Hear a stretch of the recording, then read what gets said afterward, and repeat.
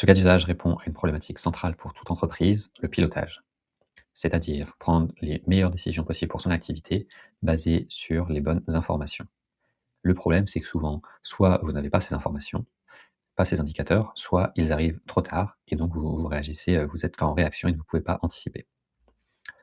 Ce cas d'usage peut s'appliquer, voilà, sur différentes parties de votre entreprise. Celle qui est commune à tous, ça va être le pilotage financier, donc marge, trésorerie, chiffre d'affaires.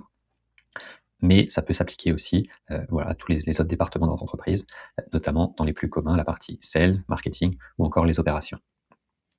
Concrètement, ce système fonctionne en 3 parties. Il y a trois grandes étapes. La première, c'est une étape de collecte, c'est-à-dire, comme son nom l'indique, récolter toutes les, données nécessaires pour ensuite, la deuxième étape, pouvoir les agréger. Ici, l'enjeu de cette première étape, c'est qu'il y ait le moins de double saisie et j'allais dire de saisie tout simplement, possible.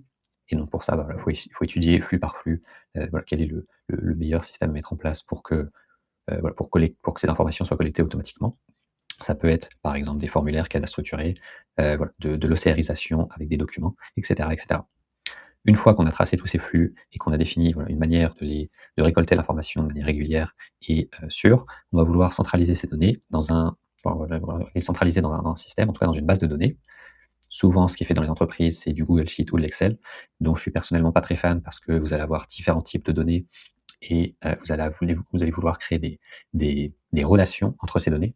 Or, dans les Excel, souvent, ça se transforme en plusieurs Excel qui n'ont pas de lien entre eux ou alors plusieurs Google Sheets. Donc ma recommandation là-dessus, c'est voilà, d'utiliser un outil qui a des champs relationnels, typiquement Airtable, Coda, Baserow, il y en a pas mal de ce type-là. Et ensuite, la dernière étape, ça va être, une fois qu'on a à disposition ces données, c'est de transformer ces données en créant des interfaces, des tableaux de bord dans lesquels vous avez, voilà, préconfiguré les formules et les différents indicateurs que vous souhaitez suivre. Comme ça, de cette manière-là, vous avez, voilà, tous vos chiffres en direct, et à tout moment. Alors sur la partie outils, juste une petite précision, effectivement, ça peut varier. Si vous êtes plus sur des choses financières, il y a des outils, par exemple, comme Pennylane qui peuvent, voilà, faire, une bonne partie de ce processus-là. Si vous êtes plus sur des sujets sales, en fait, ce travail va potentiellement plutôt se faire dans votre CRM plutôt que dans un outil externe. Si vous êtes plus sur des problématiques opérationnelles, c'est là, par exemple, que les Airtable, Coda et cetera sont vraiment, très pertinents. Donc voilà, ensuite le système d'agrégation, enfin, tout l'outil dans lequel vous allez agréger la donnée va un peu dépendre de la nature, des indicateurs que vous souhaitez suivre.